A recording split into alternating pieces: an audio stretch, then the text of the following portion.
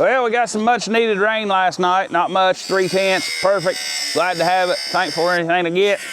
So today I'm out of the hay field and it's coming on fall. It's the end of August. So it's time to get to sharpen the bandsaw blades. Got a few sharpener ready.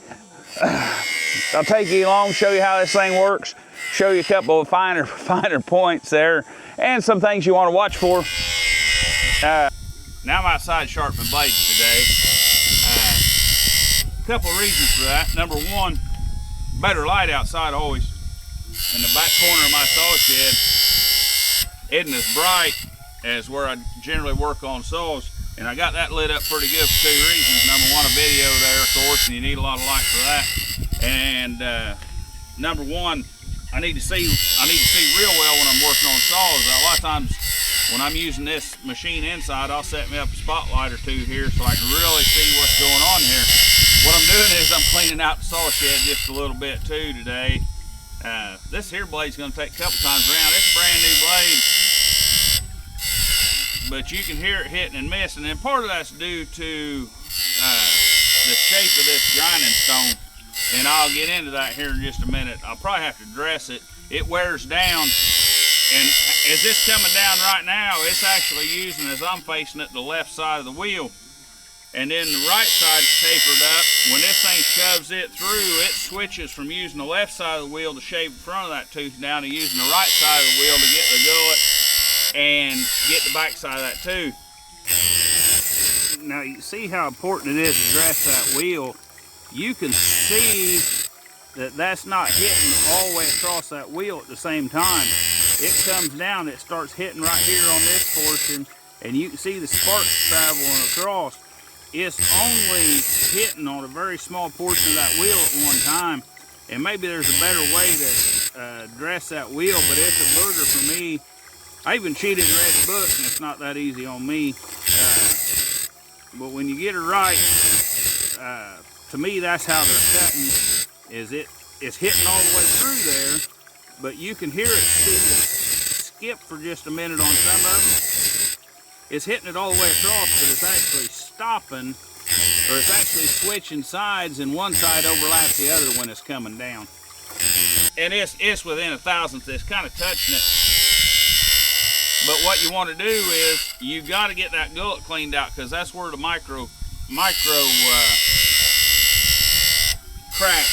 cracks start. That's where the micro cracks start, and they may only be half thousandths deep or whatever, right? Well, you got to grind that gullet and get them out and stop that crack. It's like grinding out a weld or drilling a hole at the end of a crack when you're going to weld it up. You've got to stop that crack, or once or twice around with these blades and they'll break right there on the machine, on the sawmill. So you've got to get the gullet. It's very important. I'm not trying to use somebody else's term. It's what it's called. It's called the gullet, and I'm telling you, you've got to get the gullet in this thing, or you'll break these blades at about, I don't even know what they are in today's politics and inflation there. They was $30-some a piece when I bought them, and I've got a bunch of them. I mean, so I've had them for a while. I wouldn't be surprised they ain't $40 a piece now. I don't know, but you got to sharpen these right if you want them to last. If you don't get the gullet, they're going to break right there, and you're going to have broken blades all the time. You're going to be wondering why. Well, you didn't get those micro cracks cleaned out of that gullet. We'll probably run once around with this. I'll show you how this thing works. I'll show you some of the finer aspects. Right here, we got an eccentric wheel, and it's odd shaped, right? And it actually runs this here. It's on a roller bearing, and it lifts this head up and down. This is what lifts the grinding wheel up and down. There's a little adjustment there. I can let it down, but that's what determines the shape of your blade. It comes down, and then it starts coming up and actually curves back. What it's doing is it's sharpening the front side of this tooth. The cutting edge is sharpening the front edge of the cutting edge of that tooth first, which leaves a burr on the back side, which doesn't really hurt anything. But then it comes down and gets the gullet, and it shaves off the top of that next tooth. and then it comes down and it just keeps going like that, like waves through the ocean. And some of these blades, you gotta watch them all the way around. Now, the reason I'm doing this today, it's still a nice day out, but I can set this machine up, and there's a magnet over there, and there's a Hall effect sensor right here. Now, listen, here's kind of an aggravation, because it's pole dependent. You gotta have the south pole of the magnet on this blade. But when that, it's cutting about 5 teeth in from where I can reach the blade, right? So I gotta wait until there's 5 clean teeth out. I put that magnet under the 5th good tooth, and when it gets all the way around here, it shuts that machine off. Pretty slick. We're gonna get to sharpening some blades. I got a bunch of white oak I need to cut up. I got some walnut for a customer. I got some white oak for another customer. I need to cut some white oak for myself for some corrals and some wagon beds. And it's getting to be on that time of year. I just mowed hay yesterday, so we're kind of in the transition period. It gets real busy for me. I had 2 calves in the last couple of days. I mowed hay yesterday. I baled hay the day before. And I'm sharpening saw blades for the Wood-Mizer Bandsaw. I'm sharpening them today. So right now is a real busy time. I'll try to get you guys the videos as I can. I'll bring you guys in the saw shop right quick while I'm sharpening blades. Dyno's right there, little cubby hole there. I'm gonna set you guys right here. Now there ain't much room in here, guys. It's only about 12 foot wide and 25 foot long, I think. Well, probably 21, because I sold the stuff on my sawmill and I can only cut 21 foot. But I've used this thing for so many things. It's evolved over the years. There's a little roof above you. I used this for a summer kitchen back before my other house burnt down. Did my canning and gardening in here. Actually got a trap door right there that went down into an old cut-off 210 oil field tank. I dug a back hole and buried that and earth anchored that and had shelves all put in it for my canned goods, you know. Keep them through the winter. Lived in a small house, you gotta do what you gotta do. Now, this old thing has been, well, it's been everything. This old building's been used for about everything. There's my trapping box for setting dirt hole sets for coyotes. Stretchers, traps. Not trying to get in an argument whether you feel good about that or not. Just telling you about myself. Oh, yeah, saws in here. Now my saw sharpener usually sits right here, and that back bar on that hangs out over here. This isn't available, or isn't in the way. So I sit right here and sharpen blades a lot. That's generally where I do it. And then I got this tooth setter right behind me. I turn around and I set teeth back there. You can't see it because these here 2 big old ammo boxes are in the way. Keep hitting my head on that. One of them's full of felon stuff, wedges, chain, just everything for going to the woods and either cutting firewood or felling. The other one's full of climbing gear, not them junk ropes. I wouldn't climb a 6-foot step ladder with them junk ropes. My good stuff, belts and hooks and all that's in there, and good ropes, climbing ropes. And no, I don't do that a lot. I just do it when I need to. That's the story of my life. I do what I need to get by. Usually my chain sharpener set over here behind me. I know you guys can't see in here too good, and it's still kind of dark. I got lights up here, and I usually got saw blades hanging up here, used ones, or dull ones. So yeah, we got some fishing stuff here. I don't ever get to hardly go fishing. But this is just my little saw shed. We're full of oil and baler twine and, you know, kerosene, things like that. Kind of back there in that cubby hole and oil filters and stuff. But guys, I'm gonna work on, and this here, right over here, this is a little bitty old area I work on saws at. I picked up a couple yesterday, and these here's just getting them off the floor. And I'm gonna have to move these saws here. I'd get sick and tired of bumping my head on them, but I wanted them off the ground before. I need to put them on a shelf or something. Let's get back out here and see where we're going. I just heard it stop as I was getting ready to come back out here. I figured it all be done. Now these, I want to show you, like I say, that cuts that off. This magnet cuts that off. Now, and then I just stick my magnet there. I'll put on my gloves. I ain't going to. I hang these up until they're dry. hang these up here until they're dry. I'll show you guys how I roll them up after a while. One of two ways that I do it.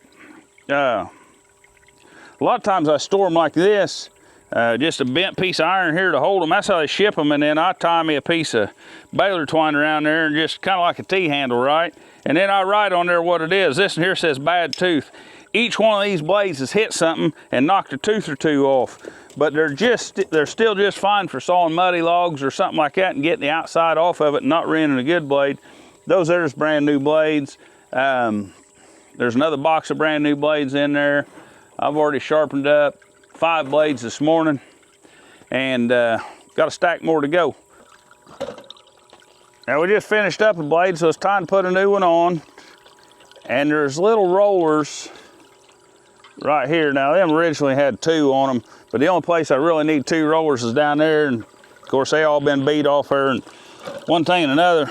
Now if you get these set right and all you set the same, kind of like a chainsaw sharpener, grinder, if you get them all, if they're all the same, you wouldn't necessarily have to adjust it between chains if you sharpened each one of them the same, but we all know that's not feasible. So when that turns that off, that trips this magnetic switch in here, so I gotta hit go on that, and then always hold this up out of the way and let that send that blade through a couple teeth, and that kind of gets everything just set where I want it. And then about the time she's all the way over, I'll let her down, and I can feel that pick that up out of my hand. And I listen to it, and that there needs to come down just a smidge to get that gullet. And this here needs to come, that teeth, I want that to come forward just a smidge. And what that'll do is that'll take less on this side of the tooth. Hear how it's dragging a little bit? And take a little bit more on this side of the tooth. So I can shove that out. I can shove that tooth out. And there we go, that's pretty good. We'll run her we'll probably run her 2 times around like that, but I shut this off. I set this to shut off every time. So when I get 5 teeth out here exposed, I'll put this under the 5th tooth. And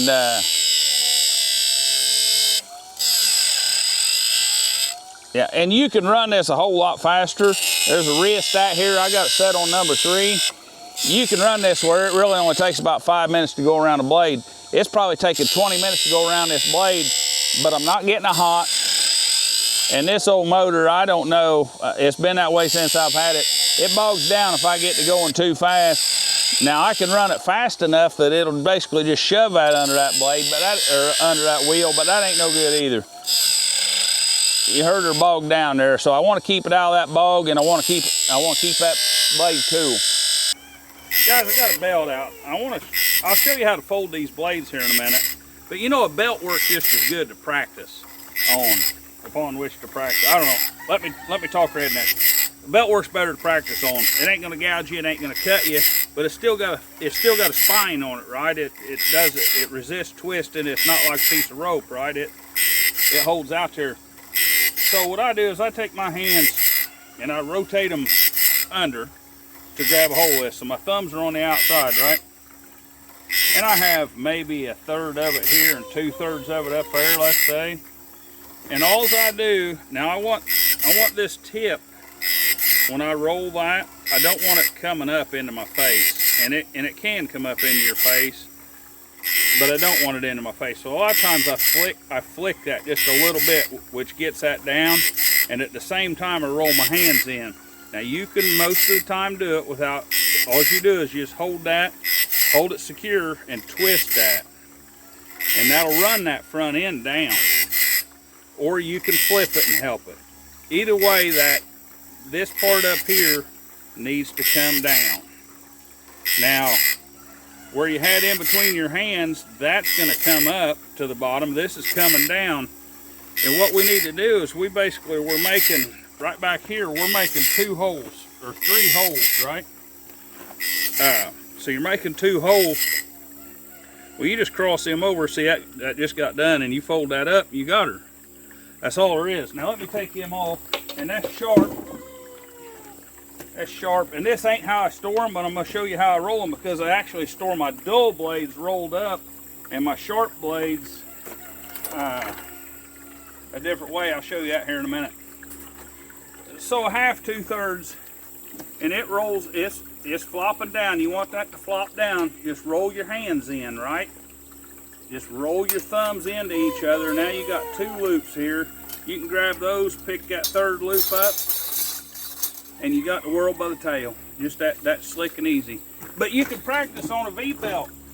Guys, if you don't want to be scarred up like a 10-cent watermelon at the end of the day, practice on a V-belt. Them babies will chew you up. I'll show you how I store my blades. They come from Wood-Mizer with a clamp like that. I really like that deal. Of course, I didn't have enough of them because I got a bunch of blades, and so yeah, it ain't very good. Just bent one up out of a piece of 1/4-inch rod. Works fine, and I like a little bit bigger slot in there than what they put. It ain't bad, theirs ain't bad, but I like a little bit bigger slot in there. And I'll show you what I do. I'll lay one of these down here on the floor. I'll take advantage of the fact that I got my floor clean right now. And that don't happen too often. About the only time that happens is when I'm cleaning saw blades, because I got to stick around quasi-close. So I get in here and straighten up, mess around, and then I take my sharpener outside, and then I take a leaf blower and blow it out. So what I do is you just fold this middle part up until it reaches up here, right? And put this part down in between that slot, just down in between that slot, and see if I can get this here a little bit closer for you. Now, the bad thing about these will come plumb undone on you. So if you want to take a hold of it, you got to hold it twice. You got to hold it in 2 places. And once you get them started, this board up here is usually where I hang my dull blades at, but you just bring that around behind of that next one, and this here goes inside of that one, and it works best to keep the slack rolled out of this, so that stays tight up inside here instead of having a big old slack out here somewhere.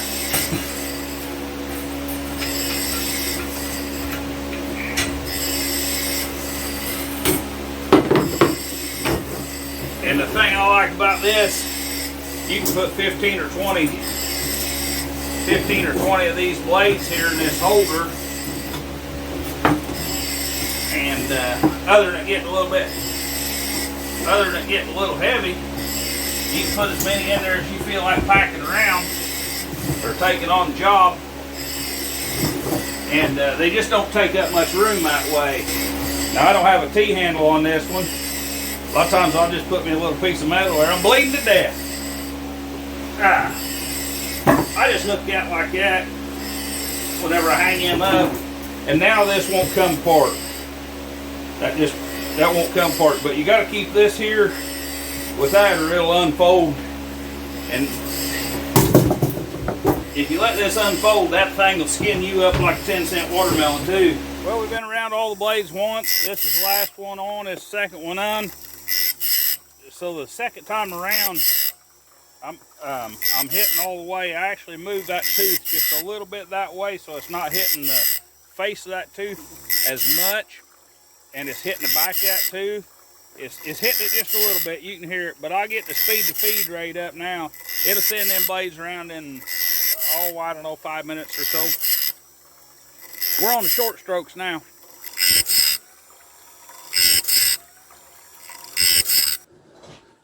Now Harvey, if you're watching, them mares okay to leave around. You leave them mare laying around, you're liable to lose your coon dog.